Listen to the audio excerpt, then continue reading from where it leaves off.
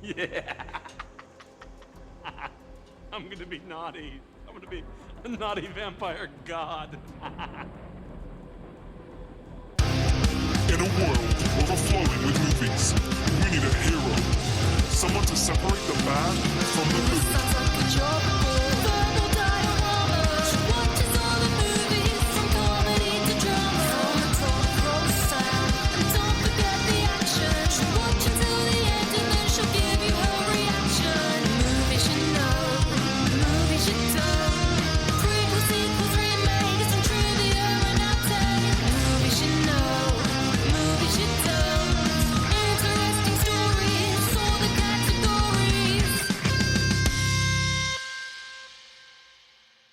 Hi everyone, I'm Em and welcome to Verbal Diorama episode 154, Blade.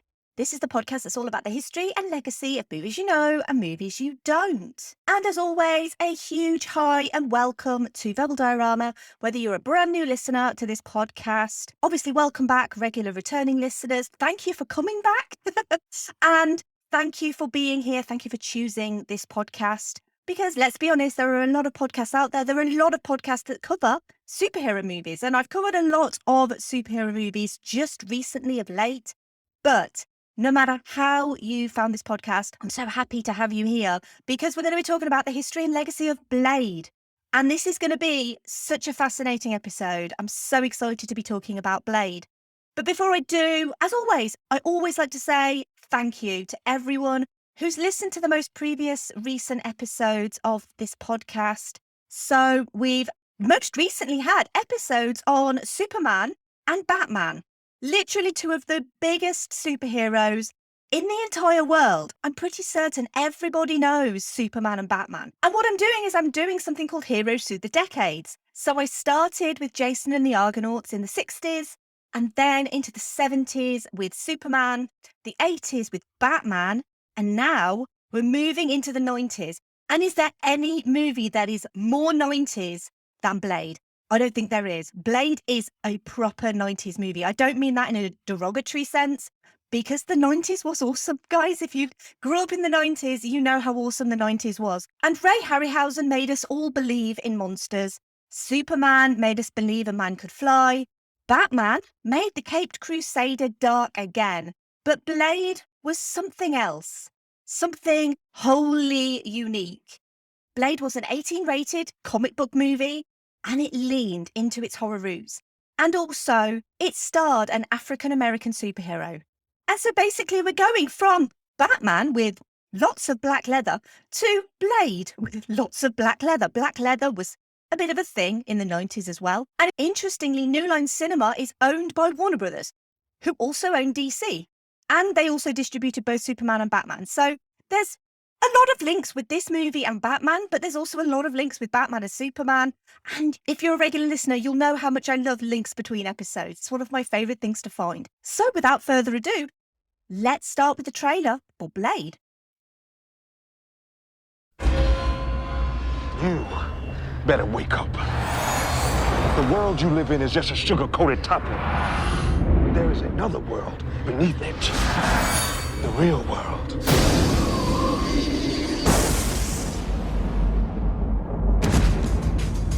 For thousands of years, they have existed among us. You keep your eyes open.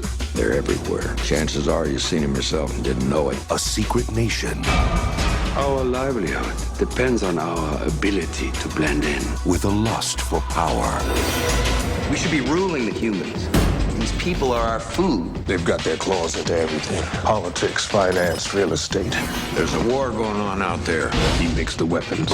I use them.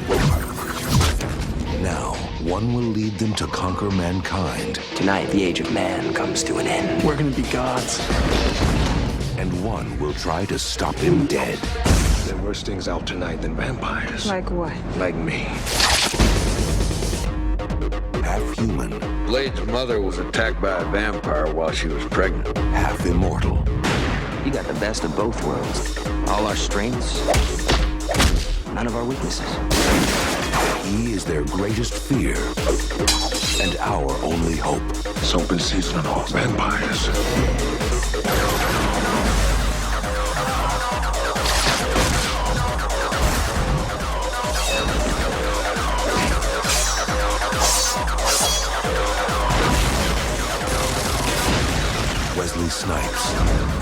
Dorff. You're one of them, aren't you?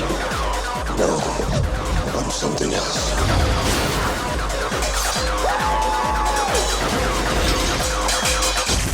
Blade.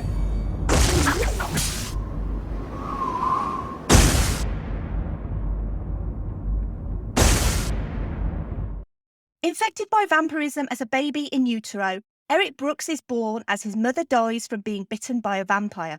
He becomes a dhampir, a hybrid with the supernatural abilities of a vampire, but able to withstand the traditional weaknesses. He has no aversion to silver or garlic and can walk in the daylight. He survives on a special serum, a substitute for consuming human blood, and fights the vampire plague in Detroit. When he saves a young doctor after being bitten, he introduces her to his world, a world where he's neither human nor vampire, and seemingly the enemy of both. Quickly run through the cast. As always, we have Wesley Snipes as Eric Brooks, aka Blade, N'Bouche Wright as Dr. Karen Jensen, Stephen Dorff as Deacon Frost, Chris Christopherson as Abraham Whistler, Donald Logue as Quinn, Udo Kier as Gaetano Dragonetti, Sanaa Lathan as Vanessa Brooks, Ardy Jova as Mercury, and Eric Edwards as Pearl. Blade was written by David S. Goyer, is directed by Stephen Norrington, and is based on Blade by Marv Wolfman and Gene Colan. So the story of Blade, we're going to start in January 1971, and we're going to talk about something called the Comics Code Authority.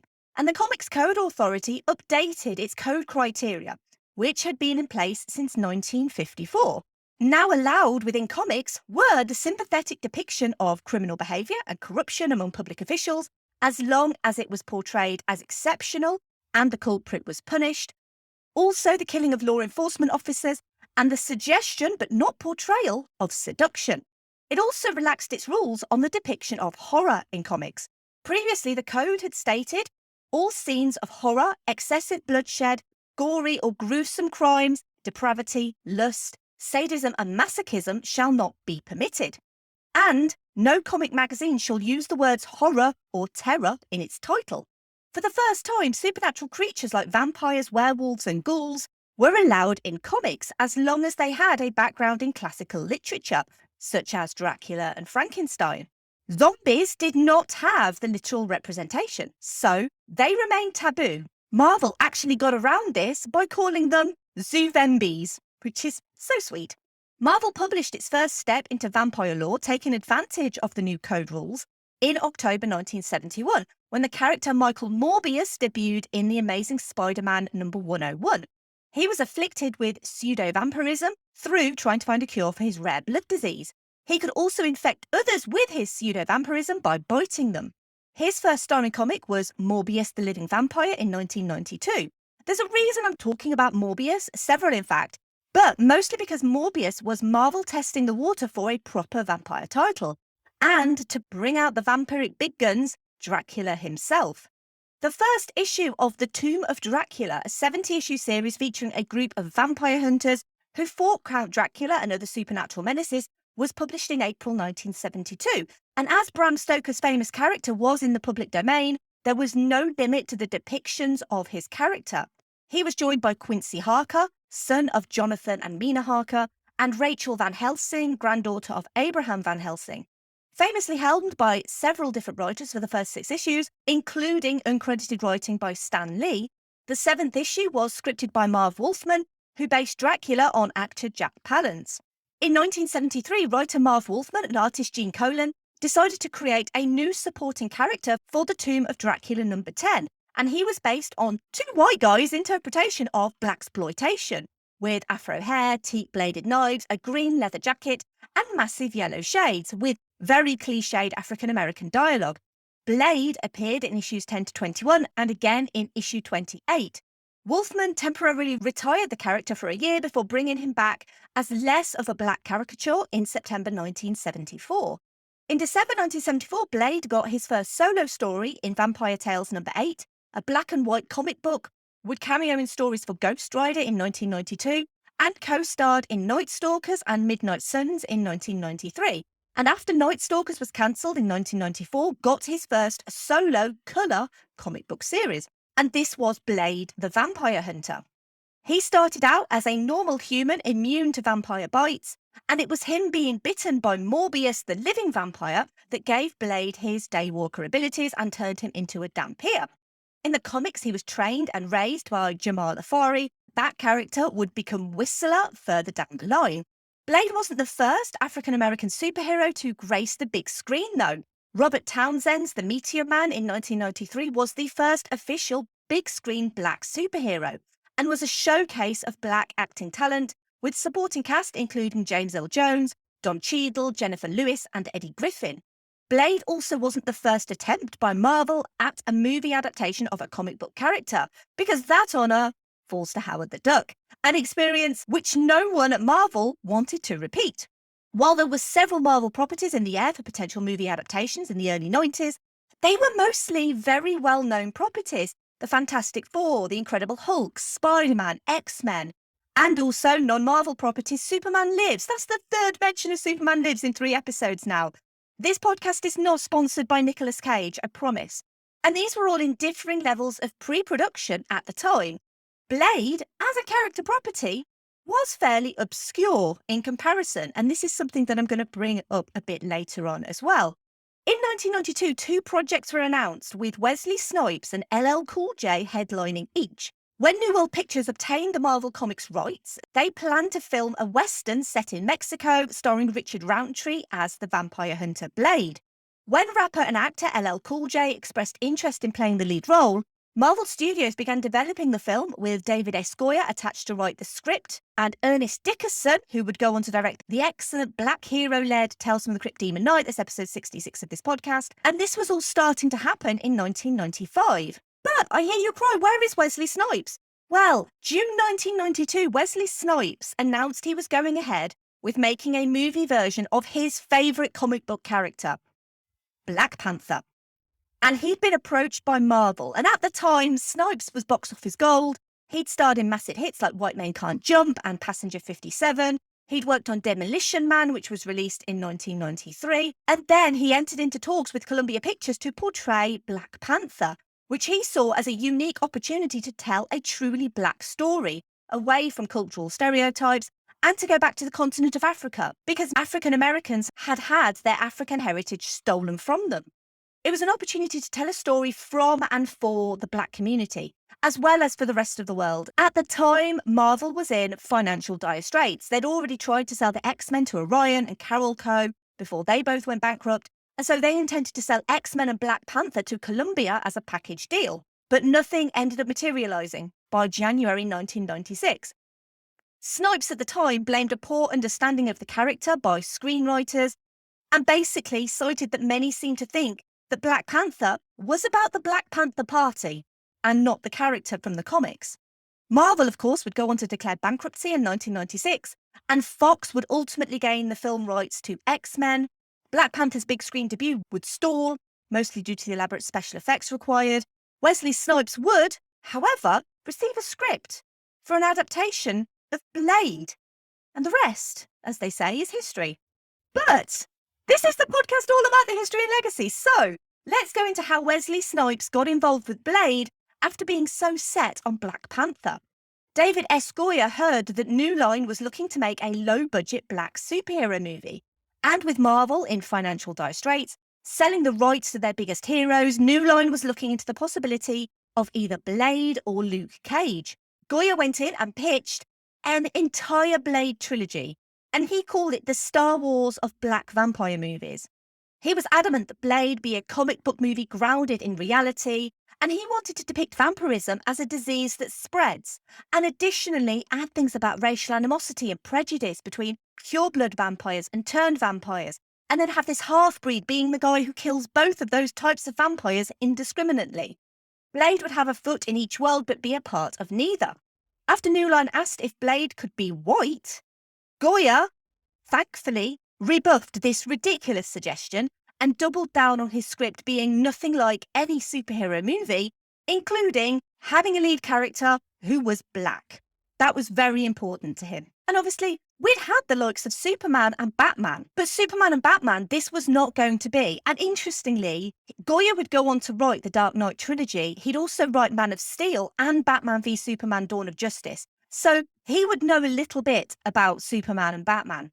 Blade was going to be a martial arts, R-rated, horror, blood splatterfest with none of the gothic, romanticised version of Dracula, like in Bram Stoker's Dracula, that's episode 118 of this podcast, or of vampires in general, like Interview with the Vampire was. And it'd include huge 90s raves, martial arts sequences, and copious amounts of blood. Unfortunately, this version of Blade would be more expensive than the sub-$10 million Blade they originally wanted. But New Line weren't demotivated by the cost because it could work if you got the right actor portraying Blade. You could create the movie around a hugely popular name. Studio head Mike DeLuca suggested casting ideas for the part, stating, "I'll make it for $40 million if you can get Denzel Washington, $35 million if you can get Wesley Snipes, and $20 million if you can get Lawrence Fishburne." Goya had only one name in mind though, and that was Wesley Snipes. After a run of working with Spike Lee, Wesley Snipes gained international recognition. I've already mentioned White Men Can't Jump. Both Snipes and Woody Harrelson debuted in the same movie, that was Wildcats, in 1986, and they were reunited in White Men Can't Jump. Obviously, Passenger 57 in 1992, where he demonstrated his martial arts. Demolition Man cemented him as an action star in 1993, and To Wong Fu, Thanks for Everything, Julie Newmar is probably one of my favourite movies of his because you would not expect Wesley Snipes to take the role of drag queen Noxeema Jackson, and nor would you expect him to absolutely kill it in that role either. Just FYI, To Wong Fu, Thanks for Everything, Julie Newmar is a brilliantly fun movie. Please check it out if you've not seen it. Wesley Snipes, in the meantime, created his own production company, Amun-Ra Films, in 1991. And one of the most fascinating things about this movie in particular and about this franchise is that Wesley Snipes isn't just the star of these movies, he's also a producer of these movies, which meant that he had a lot of clout behind the scenes too, and that's practically unheard of for a superhero movie in general, especially a superhero movie in the 90s. And it shows how invested Snipes was in the production. He was literally invested in the production. And like both Christopher Reeve and Michael Keaton before him in this miniseries, Snipes was all in on this character with all the charisma and self-assuredness required to be Blade. He is the literal perfect casting for Blade. And just on a side note, I think Mahershala Ali is going to be absolutely amazing as the new Blade in the MCU. But as a legacy for Ali to take from, there really is no better than Wesley Snipes. I mean, less said about Blade Trinity, the better at this stage. But anyway, back to the story of Blade, because the pre-production of Blade ran parallel to something else happening at Marvel, which was Marvel Knights. This was Joe Quesada and Jimmy Palmiotti's attempt to reinvent characters whose comics had been long cancelled and that not many readers actually cared about. Marvel Knights would be mature and it would breathe new life into old characters and update them for the 21st century. And among them would be the likes of Daredevil, Punisher, and the Inhumans. Blade took the Marvel Knights approach, became aware of the changing times, and represented a new wave of comic book movies. Comic book movies were going to be cool again. They were going to wear black leather and kick ass again. They were going to wear shades again, and they'd embrace their ludicrousy while also being grounded in dark, grimy reality, much like Batman in 1989 and The Crow in 1994. I've also done an episode on The Crow, by the way. That's episode 148, just mere few episodes ago. Rounding out the cast of Blade were Sanaa Lathan, cast because Snipes had wanted to work with her and wanted a legendary beauty to play his mum, because of course you would. Udo Kier, who had played vampires previously, notably in Andy Warhol's 1974 Dracula. Former It Boy Stephen Dorff, who wanted his Deacon Frost to be the new generation of the Lost Boys. Chris Christopherson, the personal hero of fellow actor Donal Logue, as well as N. Boucher Wright, as more than just a girlfriend for Blade, but as a hematologist who could actually make a difference to his world. Wright was cast as the female lead because it was, and still is, so rare to have a darker-skinned black woman cast in that female lead role.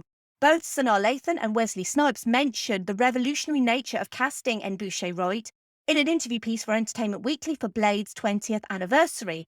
Wright would end up retiring from public life after her father, jazz musician Stanley Wright, was murdered in 2011. His murderer has never been brought to justice, sadly. And by all accounts, it was the trifecta of Snipes, Goya, and director Stephen Norrington that were the steadfast, passionate hands behind Blade, each man having respect for the character, the setting, and of giving the character the movie he deserved. Blade was Norrington's second feature film as director, and he'd only end up doing 2 more. Reportedly, his final film, The League of Extraordinary Gentlemen, was such a harrowing experience he wouldn't return to the director's chair ever again after it.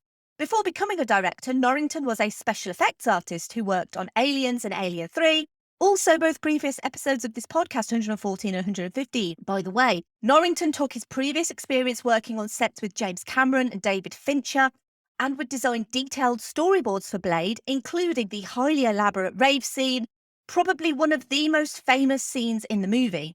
It contained lots of dancing extras and a lot of corn syrup falling from the ceiling sprinkler system. That scene was shot in a rundown meatpacking factory over 3 days, and many of the extras had no idea it was going to rain down fake blood. Many extras actually packed up and left. The cleanup afterwards was also very interesting. It was sticky and smelly and hot, and basically that corn syrup got everywhere, in every crack. Little Ghostbusters 2016 reference for you there. Principal photography on Blade started on the 5th of February 1997 with shooting in Los Angeles, specifically a former shampoo factory in Canoga Park, Los Angeles, and also Death Valley as well. Effects for Blade were provided by Greg Canham Creations, and when it came to the character of Pearl, the set actually had to be built around the character since he was so big. The latex skin with hand airbrushed blue veins weighed around 700 pounds and had to be transported with a forklift. It needed 4 persons to perform as Pearl, 1 at the head, 1 at each arm, and 1 at the feet, as well as actual actor as Pearl, Eric Edwards, as the head. All of the puppeteers in the suit had video monitors built in so they could see what the other puppeteers were doing. Pearl is surrounded by used blood bags and garbage, but they originally planned to spread dead babies and children around him as well because they figured Pearl was too huge to move around quickly and would require easy prey. And yes, that is gross to use the term easy prey when it comes to babies and children. They felt dead children was probably too much of an audience turn-off, thankfully, and so they never did it because, I'm sorry, even I draw the line at that. The burning of his skin from a UV ray gun was achieved by smoke tubes and burned skin makeup improvised on set. And the makeup for the movie was done by Greg Canham. He's no stranger to vampire movies, actually. He's done the makeup and or the prosthetic makeup for Bram Stoker's Dracula, The Lost Boys, Abraham Lincoln Vampire Hunter, Van Helsing, a couple of episodes of Tales from the Crypt because it counts, and also Blade. The makeup of Donald Logue's burned corpse proved interesting when he ended up in a real hospital after filming a scene in the fictional hospital. He ended up dislocating his jaw after face planting on the floor, and producer Peter Frankfurt ended up taking him to a real hospital in his full burn makeup, in his underwear, with his jaw practically hanging off.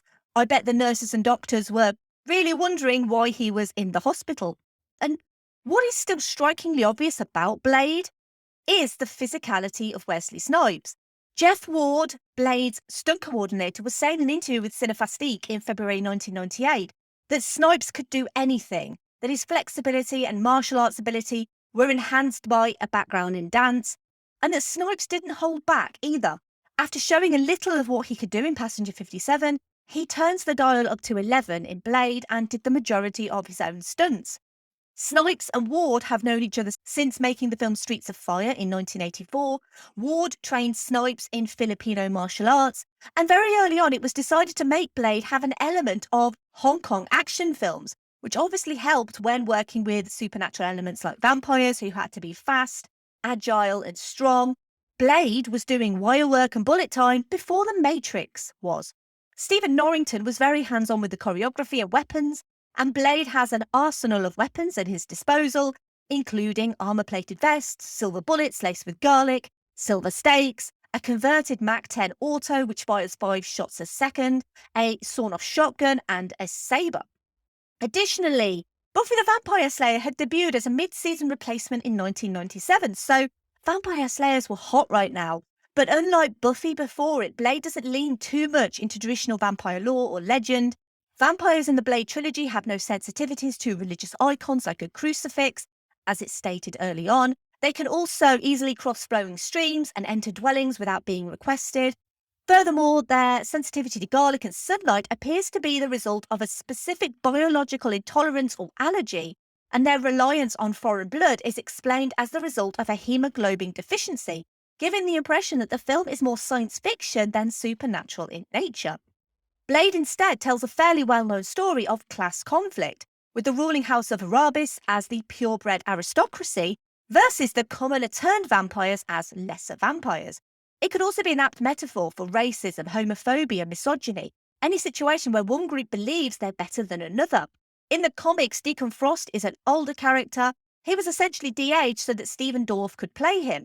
But he was originally perceived as an Alan Rickman-esque character. I mean, how awesome would Alan Rickman be in any movie, let alone this one? But they wanted someone who genuinely doesn't give two hoots about vampire purity and, literally just wants to do what vampires are here to do, feed and copulate. They wanted Frost and Blade to be the complete 180 of each other, but to also have a secondary antagonist in the ruling house that Frost desperately wants to take down. And Blade is a remarkably layered film for a comic book adaptation in the 90s when comic book adaptations really weren't a thing unless you were Batman. And obviously we all know what happened to Batman in the 90s. As I said last episode, I'm a huge fan of those Joel Schumacher movies, but Batman and Robin kind of did kill Batman for a little while. Blade introduces traditional vampire editions like familiars, but also an entire underground vampire society, as well as the idea that anyone could be in the pockets of that society, such as the police, doormen, even the local sex workers. Frost sees a future where vampires reign supreme, but not the purebred vampires, because he sees them as stuck in the past. Modern vampires are where it's at. And additionally, his plan to turn everyone into vampires seems a little odd. A deleted scene would show select humans as blood bags to provide the blood to sustain the vampiric world. But it is a finite resource, so I don't think Frost planned that out very well. Daybreakers in 2009 would take that idea and actually do a decent job with it. And I always love to mention this, but long-time listeners may remember that I almost did an episode on Daybreakers back in 2019, and Daybreakers just never came back.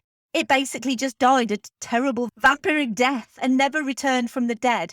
But if anyone does want an episode on Daybreakers, then let me know, because that's actually quite a fun movie, and it's a movie that a lot of people, I think, don't appreciate for being a good movie. The Eastern European origins of Dracula would also provide inspiration for the vampiric language used in the movie. And despite the fact that the language was only used for 2 scenes, and this is when a vampire elder berates Frost and when Pearl yells about the blood god, UCLA linguistics professor Victoria Fromkin was hired to design a vampire language after she created the Parcus language from the TV series Land of the Lost in 1974. Although the language sounds Slavic or Hungarian, Fromkin blended vaguely Russian and Czech words to create the vampire's language, implying its Eastern European origins as a reference for Transylvania. And when it came to releasing this movie, the original cut was 2 hours 20 minutes, and it was screened for test audiences. But they did not like it. The release date was delayed 6 months to arrange reshoots. The insertion of the final sword fight between Blade and Deacon Frost, which did not occur in the original edit, was the most important modification. In the original ending, instead of preserving his shape, Frost transformed into La Magra and became a vast, swirling mass of blood. But the filmmakers couldn't get the special effects to appear properly, and so it was shelved. This is included in a bonus feature on the DVD. Also removed were the vampires triumphing in the end, having brought about the vampire apocalypse. The idea was Blade and Karen would destroy vampire food storage facilities in a planned sequel, but the directors modified it since they didn't know if there was going to be a sequel. Also removed, Stan Lee had an appearance in the film as a police officer, but it was eventually cut. He would have been one of the cops who arrived at the blood rave after the shooting and discovered Quinn's body on fire. Stephen Norrington also cameoed in a deleted scene as Michael Morbius. There's that name again. We'd have to wait till 2022 for Jared Leto's interpretation of that character. Due to rights, Sony owns the rights for Morbius and Marvel owns Blade. So it's unlikely that Morbius will be the creator of Blade in the MCU. And because the previous 2 episodes on Superman and Batman, I've talked about credits and lawsuits in those episodes. And you'll notice that both Marv Wolfman and Gene Colan are credited for characters created by in this movie. Still, Wolfman sued Marvel, New Line and Time Warner after Blade's release claiming he was not bound by a work-for-hire contract when he created the character in 1972, meaning that he owns the rights to the characters of Blade and Deacon Frost and not Marvel. He claimed he did not authorize the use of his characters in the movie and requested compensatory and punitive damages in excess of $35 million. A ruling in Marvel's favour was handed down on November 6, 2000, stating that Marvel's later use of the characters was sufficiently different from Wolfman's initial creations to protect it from Wolfman's claim of copyright ownership and denied his lawsuit. This ruling also paved the way for the sequel to commence production, but more on the sequel another time, maybe in a few months. Nudge, nudge, wink, wink. Let's move on to the obligatory Keanu reference of this episode, and to be honest, I think you know where I'm going with this, but this is a part of the podcast where I try to link the movie that I'm featuring with Keanu Reeves. And I've already mentioned The Matrix, and I think it's safe to say that Blade went into the future, saw The Matrix, and then went back to the past and decided that that's how Blade was going to look with the black leather and sunglasses, right? I'm being slightly facetious because there are a few similarities between Blade and The Matrix. Both feature a character who discovers that the reality they live in is a facade and that it is, in fact, invisibly controlled by an outside force. There's a small underground group of fighters battling the invisible oppressors. The action is heavily based on martial arts and the protagonist is dressed in a long black trench coat. There's also bullet time in Blade as well as in The Matrix. But to be honest, all of these parallels are completely coincidental because while Blade came out a year before The Matrix had been written, planned and storyboarded long before Blade's release. So it is a complete coincidence that Blade and The Matrix are pretty similar. But I'm sure that Wesley Snipes just really wants to be Keanu Reeves. I'm sure of it. Maybe? Maybe not. Let's move on to the music, because I think a lot of people remember Blade for a certain iconic scene. The score by Mark Isham is ever so slightly overshadowed by the soundtrack, because the soundtrack features a wide range of musical genres, including hip-hop, techno, electronic and alternative rock. It is very 90s. And unless you grew up or lived through the 90s, you won't know the meaning, but trust me, raves were all the rage in the 90s. I myself was slightly too young to go to a rave in 1998, but this soundtrack was so popular that 4 singles were released in the US. Wreck the Discotheque by Roger Sanchez and Soulson, Reservations by PA, Deadly Zone by Bounty Killer, Mobb Deep and Big Noid, and Half and Half by Gangstar and MOP. The soundtrack peaked at number 36 in the US Billboard 200 and number 16 in Germany's album chart. The Prodigy were approached to do the soundtrack for Blade, but they declined due to other commitments. And speaking of the music as well, to promote Blade, they went across America and they did huge vampire parties. And interestingly, in 2015, in an homage to Blade, 1,000 ravers were drenched in fake blood at an after party for New York Comic Con. They recreated scenes from the movie, and headliners Crystal Method, whose music appears in Blade 2, took to the stage. It was basically one big, huge blood rave. And it kind of makes me a little bit sad that they don't do those regularly, because I feel like I'd really want to go to a Blade blood rave. So I feel like that's very me. I'm probably not the right age demographic anymore, but blood raves, but it sounds like it'd be so much fun. So yeah, if you want to plan a blood rave, then let me know and I'll come along. When it came to Blade being released, Blade really was Marvel's first big box office success. And it's also responsible for bringing R-rated superheroes to the forefront, although R-rated superheroes are kind of really still not a thing unless you're Deadpool. But anyway, it was released on the 21st of August 1998 to a relatively quiet week. There was nothing else that really came out at the same time. It dethroned Saving Private Ryan after a 4-week stint at number 1. There's Something About Mary was at number 3 after 7 weeks. Blade did $23 million in its first week and stayed at number 1 for its second week, with again not much competition. Except There's Something About Mary was still doing good business. That movie only made $3 million less than Blade in its 8th week. And I think we forget what a juggernaut There's Something About Mary was. Maybe I need to do an episode on that one, because that movie was huge in 1998. On a $45 million budget, Blade returned $70.1 million in the US and $61.1 million internationally for a total worldwide gross of $131.2 million. So yes, Blade did exceptionally good business. But despite Blade being a huge financial success, Marvel would only make $25,000 from the movie due to the complex licensing negotiations behind the scenes. 10 years later, Marvel Studios would make Iron Man in a hugely complex deal with Merrill Lynch that I've spoken about in other episodes of this podcast, so I'm not going to repeat them. But the early workings of this deal came from the success of Blade, then the success of X-Men in 2000, and then the amazing success of Spider-Man in 2002. And we have the 2000s next from this miniseries, and I've already done X-Men, so you kind of know where I'm going with this. But I need to talk about sequels because I really do love this movie. I have such a fondness for Blade, but Blade 2 is my favourite Blade movie. And the excellent Guillermo del Toro headline sequel is definitely coming to this podcast very soon. I adore Blade 2 so much. It's a travesty, really, that Blade 2 isn't as well respected as it deserves, because Blade 2, honestly, is one of the best superhero sequels ever.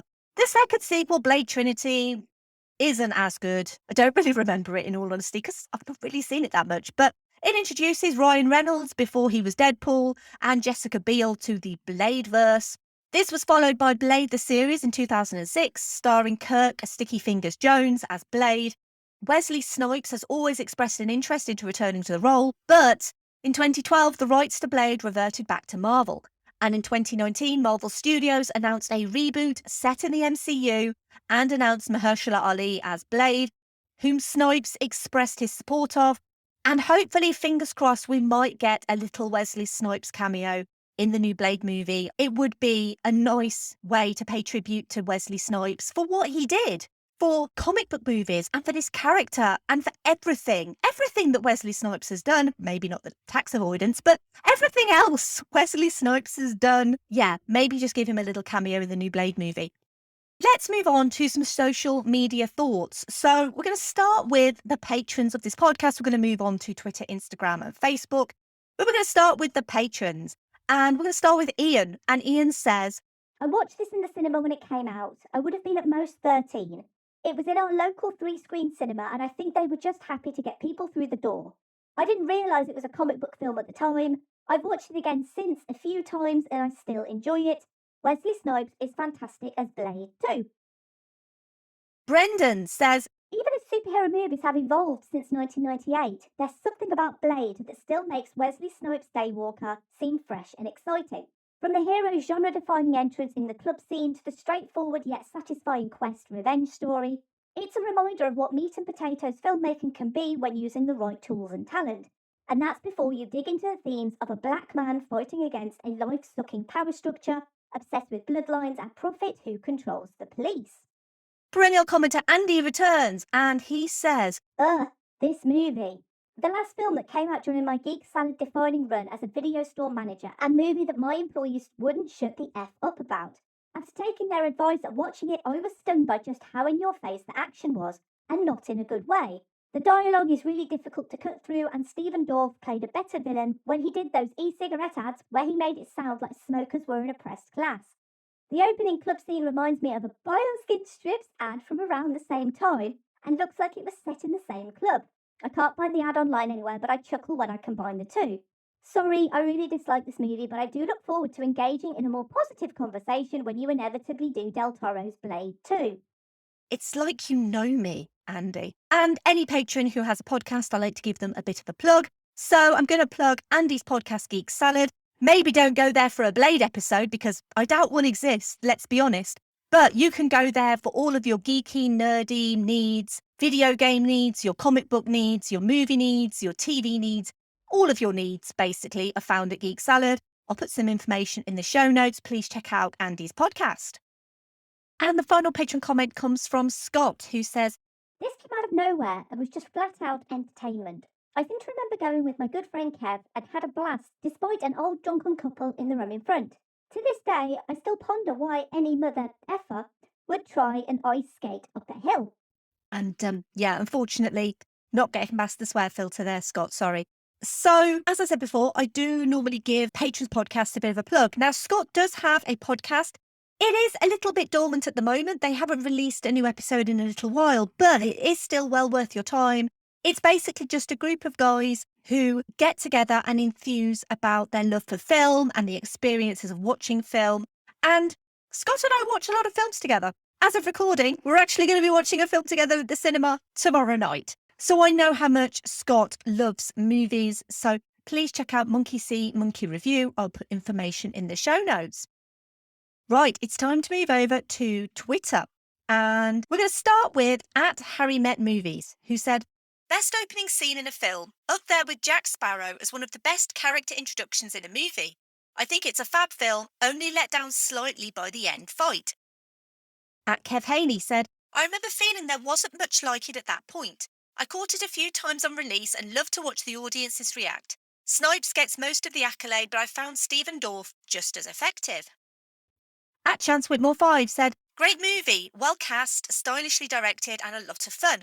My one complaint is that clunky finale battle, though the alternative would have been worse. I'm not sure we would have gotten the MCU without this film.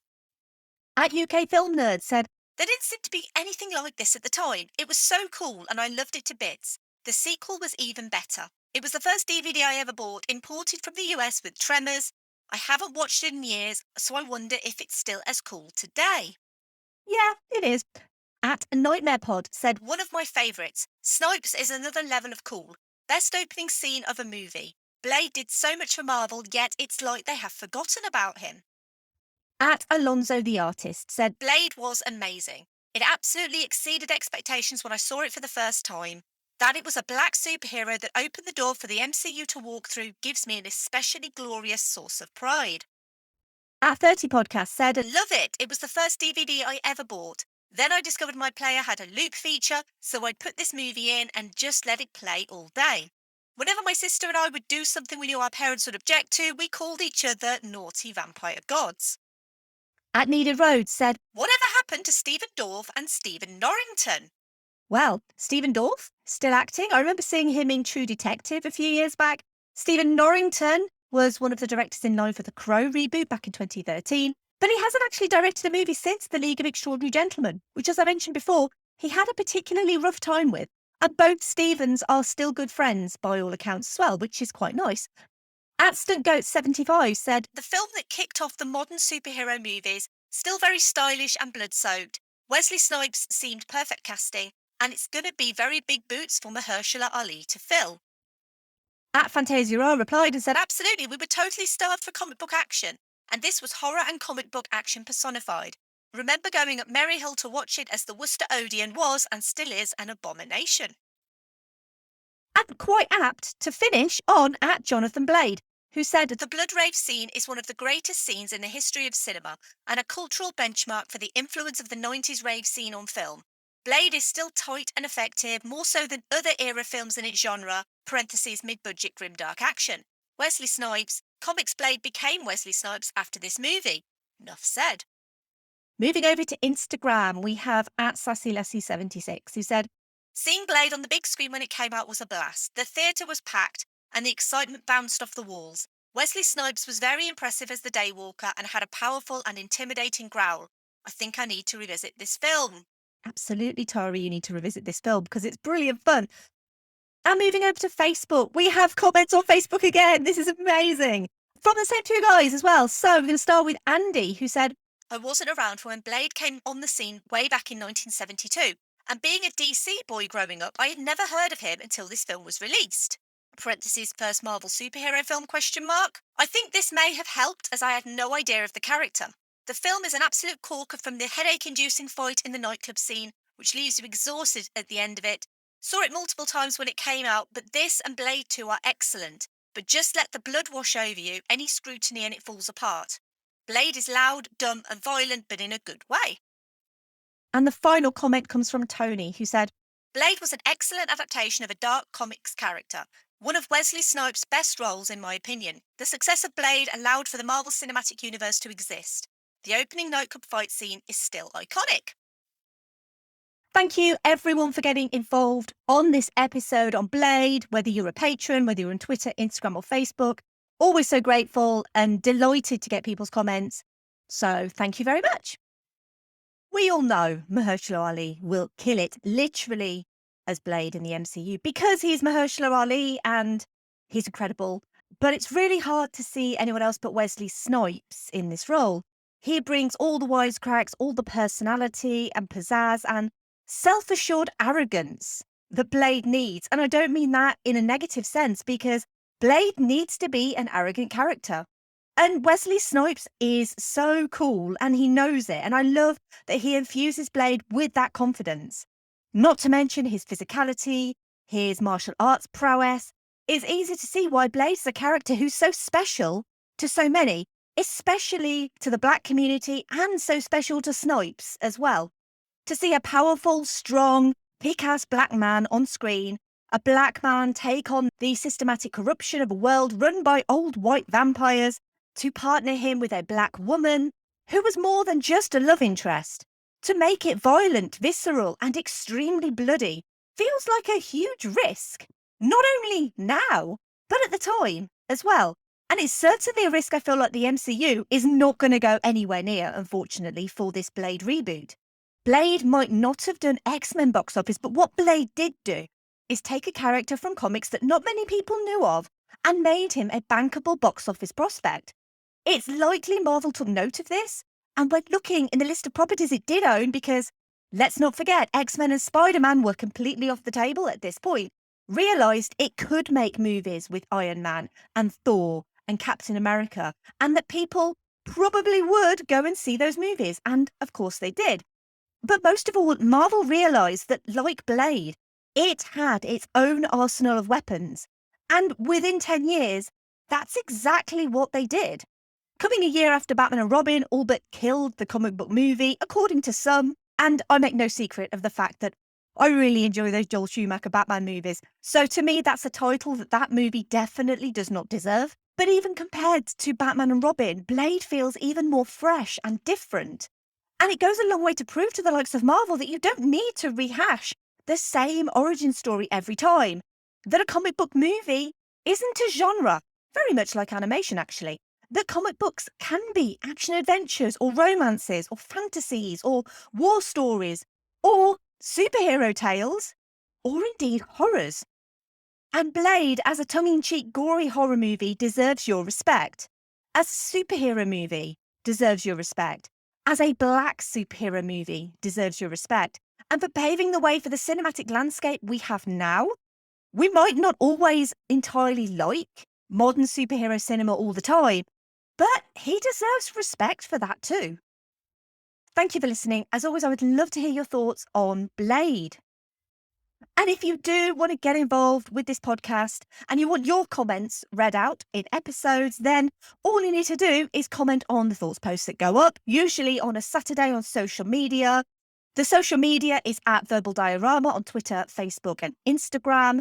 Leave a comment on that tweet or on that post, and I will read it out in the next episode. So it's really easy to get involved if you want to on this podcast. And most importantly, you can support this podcast in so many ways, and it's all completely free. So you can tell your friends and family about this podcast, especially if they're a huge fan of Blade. You can also leave a rating or review wherever you found this podcast. And the easiest thing, well, they're all quite easy actually, but another easy thing is you can retweet or like posts on social media. As I said, at Verbal Diorama, Twitter, Facebook, Instagram, and also Letterboxd as well. And if you like this episode on Blade, you might also like the following movies / episodes of this podcast. I'm going to recommend to you Tales from the Crypt, Demon Knight. It's episode 66. I've mentioned it before with reference to Ernest Dickerson. Now, that is a really important movie, I think, in so many different ways. Not only is it a really fun, campy movie, it's based on the Tales from the Crypt TV show, it also felt very unique for its time. Bear in mind, this is a movie that came out in the early 90s, and it's also a movie where a Black woman saves the world. That Black woman is played by Jada Pinkett Smith. Please don't say anything bad about her because you know what happens if anyone says anything bad about Jada. But Jada Pinkett Smith is amazing in that movie. You've got some amazing Billy Zane in that movie as well. And it's really underrated. It used to be on late nights on TV. If you see it, on streaming or on DVD, pick up a copy of Demon Knight because it's brilliant fun. Episode 122. So this is an episode on the original Buffy the Vampire Slayer movie. I've also done an episode way back when on the Buffy the Vampire Slayer TV show. I did an episode on Hush. I'm a huge Buffy fan. And obviously I had to reference Buffy in this episode because these two properties, Buffy and Blade, came out at about the same time. They're both Slayers, and literally any excuse to reference Buffy, and I'm going to take it. Now, the movie is a bit campy and a bit silly, and the TV show definitely takes things a little bit more seriously. I would highly recommend the TV show to anyone, but if you're looking for an hour and a half's worth of really cheesy fun entertainment, you can't really go worse than Buffy the Vampire Slayer. I'm also going to recommend episode 118, Bram Stoker's Dracula, because it's got Keanu Reeves in it, but also it's a wonderful and beautiful movie. The costumes are gorgeous, the special effects are gorgeous, the direction is gorgeous, the acting. Even Keanu Reeves isn't bad in that movie. I still stress he's not as bad as you remember. And it's a beautiful movie. And, you know, if you're going to recommend a vampire movie, you've got to recommend the main man, Dracula. And just kind of finishing off, I did mention The Crow a little bit earlier in this episode. And there are a lot of similarities between this movie and The Crow, but there's also a lot of similarities between this movie and Batman. So if you haven't listened to the previous episode on Batman, that's 153, then please listen to Batman. And also, if you've never seen Batman, the 1989 Michael Keaton, Tim Burton movie, and you enjoy this movie, you will probably find something to enjoy in Batman as well. As always, give me feedback, let me know what you think of my recommendations. Now, the next episode, Heroes of the Decade, continues. So where have we been so far? We've been to the 60s, 70s, 80s, and 90s. So we're going into the 2000s. And post the new millennium, we were introduced to the dawn of the new superhero genre of cinema. It started, of course, with X-Men in 2000, but I've already done X-Men, so I can't do X-Men again. I've already done X-Men 2, so I'm not going to do X-Men 2 either, and I'm not touching X-Men 3. I'm just not going there right now. So it had to be the start of a franchise in the 2000s. And when we talk about franchises in the 2000s, I mean, there's quite a few superhero franchises that started in the 2000s. I mean, the most popular one, the one that everyone goes for, I think is Iron Man. And I am not going to be doing Iron Man because there was another superhero that I really wanted to talk about more than Iron Man. And I've done a lot of MCU stuff, and I wanted to focus on before the MCU. So there's obviously also the Fantastic Four, which was owned by Fox. Now, I'm not going to be doing the Fantastic Four because although those movies were fun and bright and a little bit campy and silly, there was one movie that changed everything when it came to superhero cinema. That movie came out in 2002. It was directed by Sam Raimi, who's obviously around a lot at the moment with Doctor Strange in the Multiverse of Madness, but Sam Raimi gave us the first Spider-Man movie. And that little spider changed everything. It's also recently celebrated its 20th anniversary, which is crazy. How crazy is it that Spider-Man is 20 years old? And with great podcasting comes great responsibility to go into the immense history and legacy of Spider-Man. So make sure you join me for that next week. As I said, supporting the show is free. This podcast is free and it always will be free. However, if you do want to support this podcast financially, that would be incredible. And I would be so grateful. I am so grateful to the people who do, because without them, this podcast would not be as remotely decent as it is. So a huge thank you to the patrons of Verbal Diorama: Simon E, Sade, Claudia, Simon B, Laurel, Derek, Vern, Kristin, Kat, Andy, Mike, Griff, Luke, Emily, Michael, Scott, Brendan, Ian M, Lisa, Sam, Will, Jack, Dave, Chris, Stuart, Ian D, Sunny, and Drew, none of whom, I have it on record, have ever tried to ice skate uphill. You can check out my merch store. It's verbaldiorama.com/merch. There are new t-shirts coming. They may or may not feature Keanu Reeves, but for the time being, you can buy the Mummy-inspired t-shirts if you wish. You can get in touch. You can say hi, verbaldiorama@gmail.com, or you can pop over to verbaldiorama.com. And you can pop over to filmstories.co.uk. You can check out articles that I write and also buy copies of the magazine that I write in. There's a very special column in the next magazine It was quite an emotional column for me to write because I decided that I wanted to write a little bit about Jess. Jess was basically the producer of this podcast for 145 episodes. She was a cat, by the way. She wasn't a real producer. I do all of that myself. But she was such a huge part of this podcast. And I decided that I wanted to write a little bit about her for the magazine. And it was incredibly difficult to write, but it was kind of cathartic to write about her as well. I'm still struggling to talk about her, as you could probably tell by my voice. But it was really important to me to kind of have that in print, to have something about her in print. And so I basically just let it all out in the latest issue of the magazine. Hopefully this has not been taken out. There is a huge column all about Jess and all about what she meant to this podcast. So, I mean, I'm not trying to make people cry because I do enough of that. But if that's something that you might be interested in reading, then obviously along with some of the really cool film stuff, then check out the new issue of Film Stories magazine. And finally, it's 90s Blood Rave time.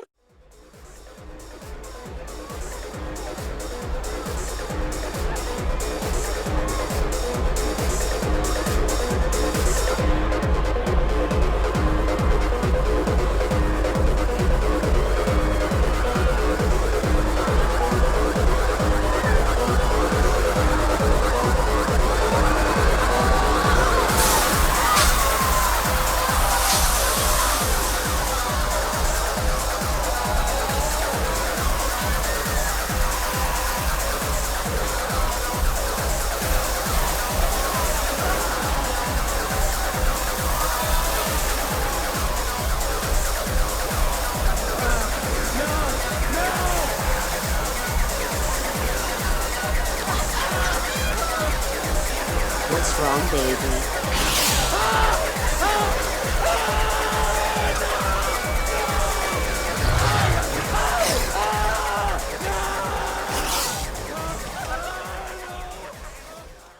Bye. Movies you know.